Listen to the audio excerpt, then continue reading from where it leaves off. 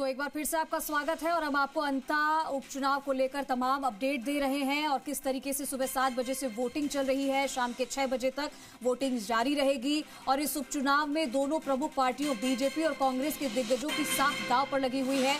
अब देखना यह है कि क्योंकि इस रण में पूरी तरीके से पार्टियों ने पूरी ताकत लगा दी थी। हमने देखा था चुनाव प्रचार में कैसे जो पार्टी है अपना अलग अलग तरीके से जनता को लुभाने की, जनता को अपने पक्ष में करने की, अपने पाले में करने की पूरी पुरजोर कोशिश कर रही थी। सुबह से आप जो तस्वीरें देख रहे हैं वो मतदान करने की तस्वीरें हैं। मतदान केंद्रों पर भी लगातार लोगों की भीड़ जमा होनी शुरू हो चुकी है। एक एक करके सब अपना वोट कास्ट कर रहे हैं और इसी को लेकर हम आपको तमाम तस्वीरें दिखा रहे हैं। हमारे साथ हमारे खास मेहमान भी जुड़े हुए हैं लगातार। डॉक्टर अपूर्वा सिंह है हमारे साथ, बीजेपी प्रवक्ता, कांग्रेस प्रवक्ता है हमारे साथ राजेश कटारा और हमारे सहयोगी विष्णु भी हमारे साथ लगातार बने हुए हैं। बिल्कुल। और अपूर्वा जी, एक बार फिर से आपका रुख करते हो क्योंकि चुनाव में इसमें देखा जा रहा है कि मुद्दों की इतनी ज्यादा चर्चा नहीं हो रही जितने बयानों की चर्चा हो रही है और इसके साथ साथ क्योंकि रणनीति की भी चर्चा हो रही है, क्योंकि दोनों ही तरफ से ऐसा नहीं कि एक पार्टी ने अपनी रणनीति बनाई हो। बूथ मैनेजमेंट दोनों की तरफ से किया गया, बैठकें दोनों की तरफ से की गई, रणनीति दोनों की तरफ से बनाई गई, लेकिन क्या आपको लगता है कि वाकई में मुद्दे हावी नहीं है? देखिए, सिंपल सी बात है। विगत 2 वर्षों में मैं पहले भी आपसे जिक्र कर चुकी हूँ कि अंता एक ऐसा बेल्ट है जो किसान का बेल्ट है। वहां पर अगर आप मैक्सिमम ऑक्यूपेशन अगर किसी का देखेंगे तो वो किसानी निकल के आएगी। लोगों के पास जमीन है, पानी की वहां उपलब्धता है, तो वो वहां पे किसानी बहुत अच्छे से हो भी जाती है और सस्टेनेबल लिवलीहुड की तरीके से उसको आगे कैरी फॉरवर्ड लोग करते हैं। पिछले 2 वर्षों के अंदर साहब विपक्ष का काम तो क्या है, जैसे वो था ना, कुछ तो लोग कहेंगे, लोगों का काम है कहना, तो वैसे विपक्ष का काम तो कहना है, वो कहते ही रहेंगे। मगर अगर आप मूलभूत चीजों पर जाएंगे तो पिछले 2 वर्षों के अंदर आप देखेंगे कि राजस्थान के अंदर एक किसान को क्या चाहिए, पानी मिल जाए, लैंड मिल जाए, टाइमली उसको उसके बीज खाद की फैसिलिटीज मिल जाए और सबसे बड़ी चीज जो है वो उसको बिजली मिल जाए।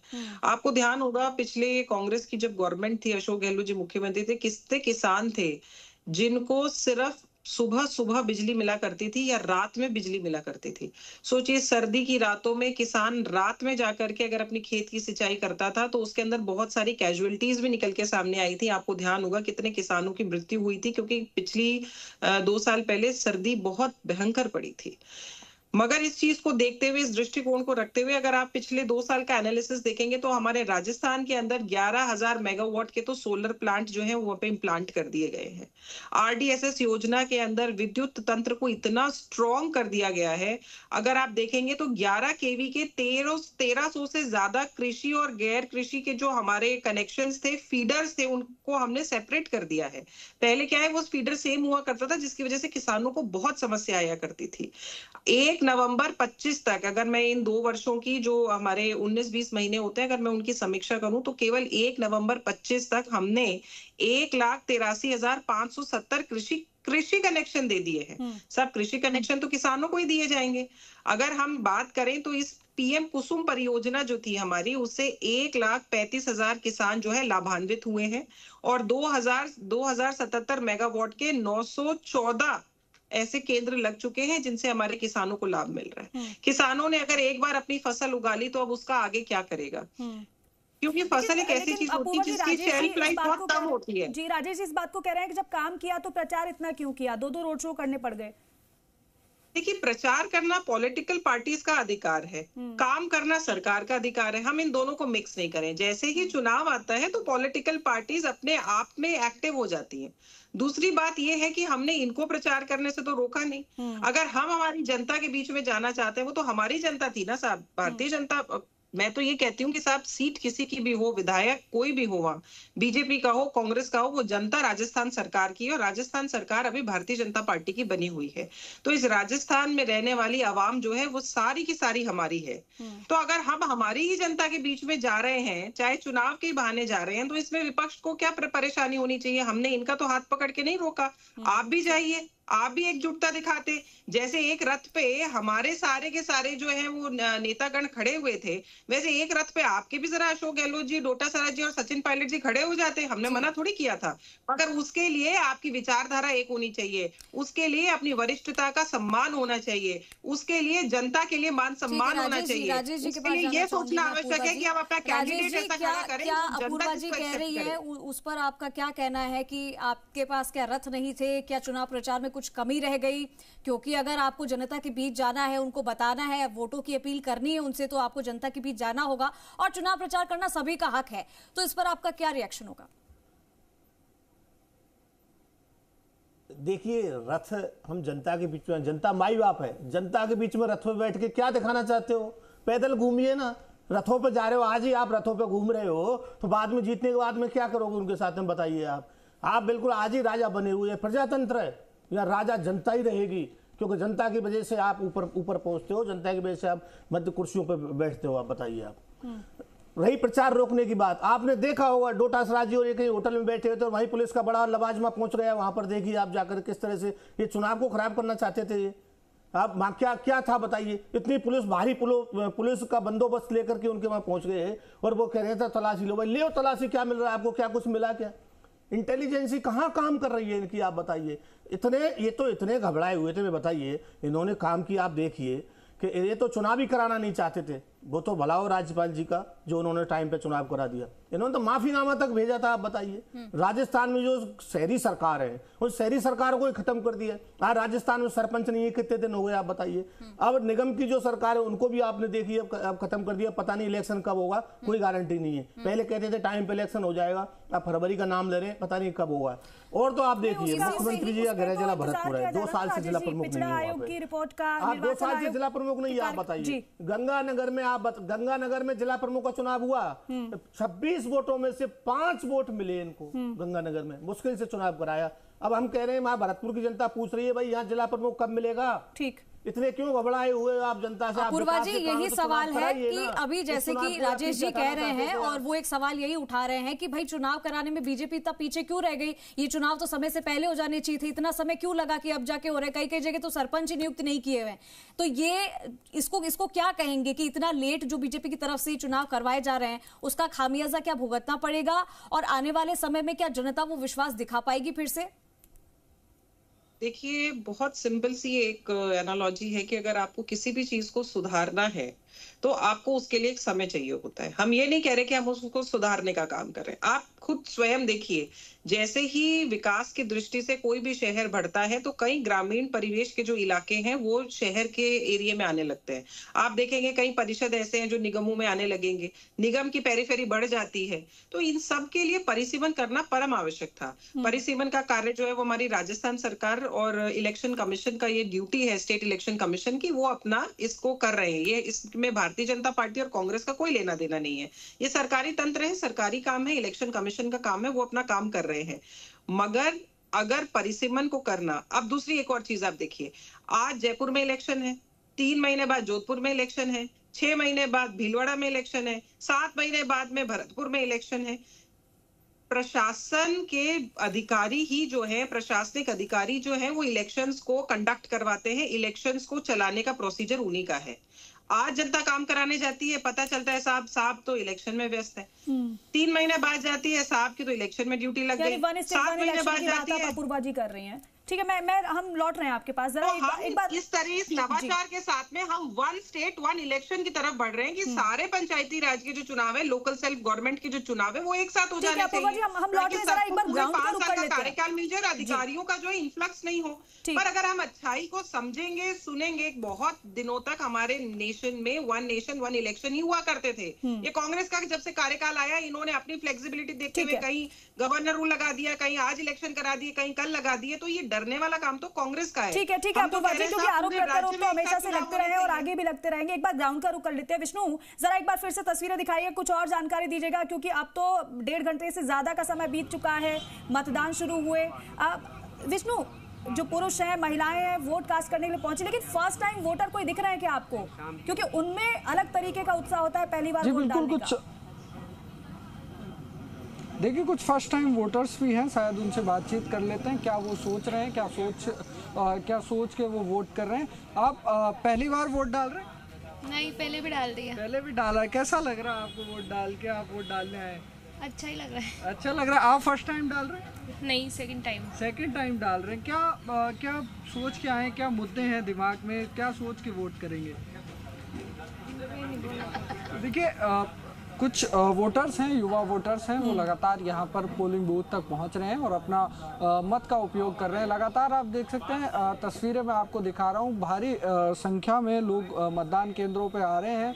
लंबी लंबी लाइनें लगी हुई हैं और लगातार लोगों के जो पहुंचने का जो सिलसिला है वो लगातार बना हुआ है। अंता की जनता लगातार वोट कर रही है, अपने मतदान का उपयोग यहाँ पर किया जा रहा है। ये लाइनें कितनी ज्यादा बढ़ी हैं सुबह से अब तक की अगर बात करें, क्योंकि जितनी ज्यादा लंबी लाइनें होंगी उतना जनता का उत्साह भी दिखाई देगा और वो बहुत जरूरी भी है।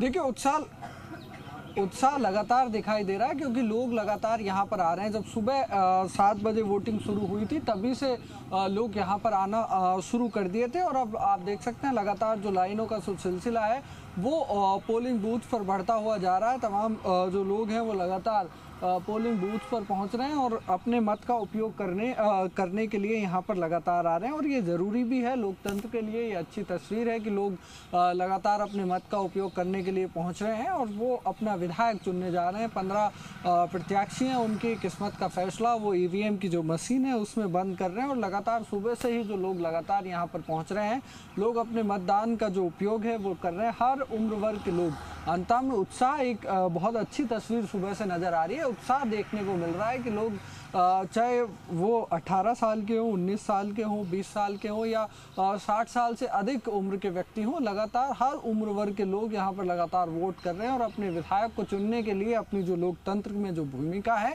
उसको निभाते हुए यहाँ पर अंता की जो जनता है वो निभाते हुए नजर आ रही है। लगातार आप देख रहे हैं तस्वीरों में किस तरह से जो भीड़ है वो लगातार बढ़ती हुई नजर आ रही है क्योंकि यहाँ पर मैंने आपको जैसे पहले भी बताया कि जो लोग हैं वो मुद्दों से बात करने से कतराते हैं क्योंकि जो ऐसी ग्रामीण इलाके की जो सीटें होती हैं, छोटी जगह होती हैं, वहाँ लोग एक दूसरे को जानते हैं, वो बचते हैं बोलने से कि वो क्या बोले और क्या नहीं बोले इस लिहाज से। लेकिन लगातार जो वोटर्स हैं वो यहाँ पर पहुंचकर अपने मतदान का उपयोग करते हुए नजर आ रहे हैं। पूरे अंता में लगातार अलग अलग जगहों से जो तस्वीरें आ रही हैं निकल के वो यही आ रही हैं कि लगातार लोग जो है वो पहुंच रहे हैं अपने मत का उपयोग करने के लिए और अपने विधायक को चुनने के लिए लोगों में उत्साह देखने को मिल रहा है। जी ठीक है विष्णु, मैं आपके पास लौटूंगी। राजेश जी का एक बार रुक कर लेते हैं। राजेश जी, जिस तरीके से लोगों में उत्साह नजर आ रहा है, हम देख रहे हैं साफ तस्वीरों में कि वोट कास्ट करने का जो जज्बा है और जिस जुनून के साथ वो आए हैं, क्या लग रहा है ये जज्बा और जुनून आपकी किसी काम आने वाला है? क्या इस बार जो जनता है वो आप पर भरोसा जताएगी, उम्मीदवार पर भरोसा जताएगी कि नहीं, कि आप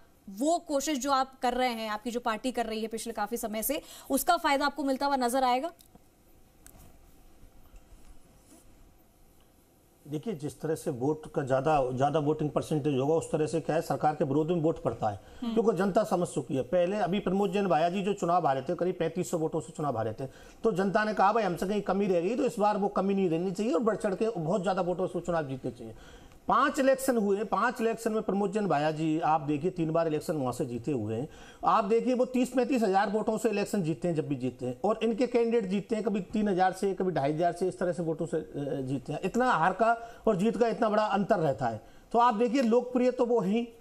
दूसरा भी अपूर्वा सिंह जी विकास की बात कर रही है। आप देखिए कांग्रेस ने 2 नगर निगम बनाए, आप देखिए राजस्थान में कई जगह, अब उनको खत्म कर रही हैं। ये कौन सा विकास है कि आप देखिए चीजों को कम करके आप विकास करना चाहती हैं। जेडीए की सीमाएं गांव-गांव में बढ़ा दी। कल भी आपके न्यूज चैनलों के माध्यम से, पेपर के माध्यम से सुना होगा आपने लोगों से कि आप जेडीए रीजन तो बढ़ाते जा रहे हैं और गांव में खड्डे पड़े हुए, रास्ते निकलने के लिए नहीं है। अब वहां भी एक गांव बहिष्कार कर रहा है। आप देखिए किसी गांव ने ये कहा भाई हमारे यहाँ रोड नहीं है, पहले रोड बनाइए।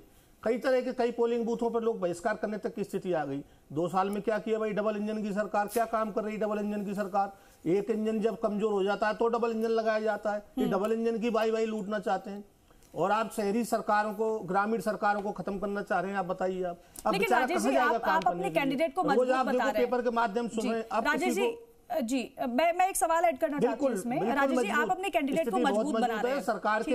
सरकार के विरोध में वोट पड़ रहा है, आप देख लीजिए। ठीक, राजेश जी एक सवाल का जवाब मैं चाहती हूँ। आप अपने कैंडिडेट को मजबूत बता रहे हैं, उनकी तमाम अच्छाइयां बता रहे हैं, लेकिन हर अच्छाई के साथ साथ कुछ कमजोरी भी होती है। और यहाँ पर हमने देखा कि भाई जो आरोप लगे, बेशक आप लोग कुछ भी कहे इस पर, जो आरोप लगे, क्या ये कुछ डैमेज कर रहा है? क्या इसका कुछ फर्क पड़ रहा है क्या? क्योंकि जनता के बीच में ये बातें भी हो रही है, या फिर आपको लगता है कि इसका कोई फर्क नहीं है, सिर्फ ये बयान तक ही सीमित है? तो उसी पे लगते हैं जो कोई फर्क नहीं पड़ेगा। आप देखना, पहले चुनाव जीते तो उससे ज्यादा वोटों से चुनाव जीतेंगे। और कोई आरोप नहीं है, जो काम करता है उस पर आरोप लगता ही है। आप देखिए, दो तरह के पहलू होते हैं। एक आदमी कितना ही अच्छा कर लो तो भी मतलब उसमें कोई बुराई ढूंढते हैं। आज कांग्रेस ने इतना अच्छा किया, कितने लोगों को रोजगार दिया, आप बताइए कितने काम किए। आज जब देश आजाद हुआ, जब से लेकर आप देख लीजिए कितनी चीज कांग्रेस ने की। आप उन चीजों की धज्जियां उड़ा रहे हैं, उन चीजों को ये बंद करना चाह रहे हैं। जो गरीबों की जन कल्याणकारी योजना है, आप देखिए, चाहे पहले हम लोगों ने नरेगा चलाया, उसमें भी इन्होंने क्या क्या कर दी, दुर्दशा कर दी। आप बताइए, राइट टू एजुकेशन कांग्रेस लाई, राइट टू इन्फॉर्मेशन कांग्रेस लाई। आज ये किस तरह से उनको खत्म करने के उस पर चले हुए। कई पूंजीपतियों के लिए बोलते हैं कि भाई उनकी कोई इन्फॉर्मेशन आपको नहीं दी जाएगी। तो इस तरह की जो बातें चल रही हैं, जनता देख रही है, जनता ठगी ठगी महसूस कर रही है। 70 साल से देश में बिल्कुल हरियाली जैसी थी। आज जिस तरह से आज लोगों को लड़ाया जा रहा है, देश में किस तरह के हालात बने हुए हैं, एक दूसरे पे आरोप प्रत्यारोप कर रहे हैं, राजनीति के स्तर कितना गिर गया। आप देखिए 10-11 साल के अंदर नाम ले लेकर के इस तरह की बातें की जा रही हैं। आप बताइए, तो ये जनता सारी चीज समझती है। आज जनता को, आज देखिए पार्षद बेचारे, कोई को जन्म प्रमाण पत्र बनाना है, किसी को कुछ बनवाना है, तो आज कहाँ जाएंगे? अब 2 साल तक वो कहाँ जाएंगे? किन से अधिकारी को पकड़ेंगे? आप पड़ोस में एक पार्षद होता था, उससे लोगों की उम्मीद रहती थी कि भाई हमें कोई लाइट खराब हो जाए, सीवरेज खराब हो जाए, कोई और काम हो जाए, कोई मृत पशु। अब वो कहाँ अधिकारियों को फोन करते रहेंगे? अधिकारियों को नंबर किसके पास होते हैं? पार्षद अपने पास में रहता था। हम लोगों ने 2 निगम बनाए और 250-250 पार्षद कर दिए। अब उनको वापस 150 पार्षद। इनको सिर्फ कुछ नहीं करना, इनको सिर्फ जो कांग्रेस की जनकल्याणकारी योजना है उनको खत्म करना और थोती बाई बाई लूटना। आप बताइए, इसका अब भारत सेतु इतना बड़ा इन्होंने क्या बनाया? आप बताइए, क्या मेट्रो में इनका क्या योगदान था? आज जितने एलिवेटेड रोड बने उसमें इनका क्या योगदान था? इतने कितने एलिवेटेड रोड बनाए? आज जयपुर की मुख्य धारा सुधार दिया, घाट की गुड़ी जैसा कितना बड़ा काम किया है इन्होंने। अब उसमें अब ये कुछ करना ही नहीं चाहते। इन्होंने एक एलिवेटेड बनाया, वो भी गलत बना दिया खासा कोटी पर। आप देखिए, उससे भी कोई फायदा नहीं हुआ। भाई ये सिर्फ शिलान्यास करके भूल जाते हैं, उद्घाटन करने तक इनका कुछ नहीं था। जो जिनका किया 5 साल तक देखना कुछ नहीं होगा। ठीक है, अपूर्वा जी, कांग्रेस ही इसको पूरा करेगी। तो बस स्टैंड बना हुआ है, आप देखिए हीरापुरा में, उसका उद्घाटन नहीं कर पा रहे। ठीक है, आप बताइए, इसका जवाब दीजिएगा। और दूसरी बात ये भी मैं ऐड करना चाहती हूँ कि भाई चाहे आप आरोप लगा लें या कांग्रेस आरोप लगा ले, कुछ भी कोई भी कह ले, लेकिन जनता सब समझ रही है। जनता बहुत समझदार है, उसको जिसे चुनना है वो देखकर ही चुनती है, क्योंकि उसे पता है कि कौन काम कर सकता है, कौन नहीं कर सकता है। बाकी बयान अलग है। देखिए, मुझे ऐसा लगता है कि कांग्रेस के जो प्रवक्ता हैं उन्होंने अंता से ज्यादा जयपुर पे रिसर्च कर रखी है। जहां तक दूसरी बात है, मैं इनको याद दिलाऊंगी, ये कह रहे हैं कि साहब हमने रोजगार दिया था। पेपर लीक के अंदर कौन गया था? पेपर लीक के तार कहां जाकर के जुड़ रहे हैं? 17 पेपर लीक किसकी सरकार में हुए? युवाओं के साथ किसके साथ खिलवाड़ हुआ? भूल गए उस कन्हैया लाल वाले बच्चे को, कन्हैया लाल पारिक को, जो बेचारा बच्चा अपना लेटर लिख के गया था कि पिताजी मुझे माफ करो, मैं ये पेपर लीक हर एग्जाम देता हूँ, परीक्षा की तैयारी करता हूँ, आप अपनी जमीन नीलाम करके मुझे पढ़ाते हैं, और वो पेपर लीक हो जाता है। उस बच्चे ने सुसाइड को जो है वो करना ज्यादा उचित समझा, रादर देन इस सरकार के ऊपर, कांग्रेस की सरकार पे विश्वास करने से। आज हमने मात्र 18 महीने के अंदर 91,000 पदों पर नियुक्ति दे दी है और एक भी पेपर लीक की घटना नहीं है। क्या ये पारदर्शिता नहीं है? ये कहते हैं भारत जोड़ो भारत जोड़ो, उन्होंने 50 बार सवाल कर दिया। मुझे आप ही बताइए, आप एंकर हैं और आपके माध्यम से जनता मुझे बताए, क्या भारत टूटा हुआ था कि भारत जोड़ो सेतु का नाम करना आवश्यक था? भारत टूटा कब था? भारत आपकी दृष्टि में टूटा था क्योंकि आप एंटी इंडिया फोर्स पर काम करते हैं, कांग्रेस एंटी इंडिया फोर्स पर काम करती है, Rahul Gandhi anti India force पर काम करते हैं। इसलिए उस पुल का नाम आपने भारत जोड़ो रखा। भारत हमारे लिए जुड़ा हुआ ही था, हमारे लिए भारत अखंड था, है और सदैव रहेगा। इसलिए हमें भारत को जोड़ने की आवश्यकता नहीं है। जो चीज जुड़ी हुई होती है उसको जोड़ने का काम नहीं किया जाता। भारत ऑटोमेटिकली जुड़ा हुआ है। आपने नाम गलत रखा था, जिसको अब हम सही कर रहे हैं, क्योंकि गलतियां आप करते हैं, सुधारने का काम भारतीय जनता पार्टी करती है। आप कहते हैं कि रथ पर चढ़ने की क्या आवश्यकता थी? साहब, आपके राहुल गांधी जी रोड शो नहीं करते क्या? तब वो क्यों रथ पर चढ़ते हैं? पैदल चलाइए उनको वहां पर भी। राहुल गांधी जी आके किसानों से यहाँ राजस्थान की जमीन पर वादा करके गए थे 1, 2, 3, 4, 5, 6, 7, 8, 9, 10, और आपका लोन गायब हो गया था क्या साहब? लोन गायब। 5 साल बीत गए अशोक गहलोत जी की सरकार के अंदर, कांग्रेस के जनता ने वापस मैंडेट बीजेपी को दे दिया। क्या आपका लोन चुक गया था? ये बताइए आप। इसलिए दूसरी बात ये जो आप कह रहे हैं ना, जन्म प्रमाण पत्र कहाँ से बनेंगे? जन्म प्रमाण पत्र बहुत जल्दी से क्विक रिएक्शन राजेश जी आप दे दीजिए। राजेश जी क्विक रिएक्शन दे दीजिए अपूर्वा जी की इस बात का कि चुनाव प्रचार तो राहुल गांधी ने भी किया ही था, उनको वो चाहते तो वो भी रथ पर सवार हो सकते थे, या तो फिर चाहते तो वो भी पैदल जा सकते हो सकते। क्या थे? होते ही है, रोड शो तो करते हैं। अपूर्वा जी, राजेश जी आप जल्दी से रिएक्शन दे दीजिए। देखिए, ये हमने नहीं कहा, ये अपूर्वा सिंह जी बोलिए। ये अपूर्वा सिंह जी बोलिए कि रथ पे, हम तो रथ पे बैठेंगे। भाई रथ पे बैठिए आप, चुनाव का रथ पे जनता की रथों पे निकालिए। अब हमने नहीं कहा ये बात, क्या आपके पास भी रथ है, आप भी आकर पैदल ही चलेंगे कि आप रथ में जाएंगे तब चुनाव प्रचार होगा? ठीक है, हमारे पास समय की कमी है, हम समझ रहे हैं, लेकिन आपने अपनी बातों को रखा, जनता ने अपनी बात को सुना है, दर्शकों ने आपकी बात को सुना है। हमारे साथ जुड़ने के लिए आप दोनों का बहुत बहुत शुक्रिया। और हमारे साथ हमारे जो सहयोगी है विष्णु, आपसे हम फिर से जुड़ेंगे। और फिलहाल बुलेटिन को हम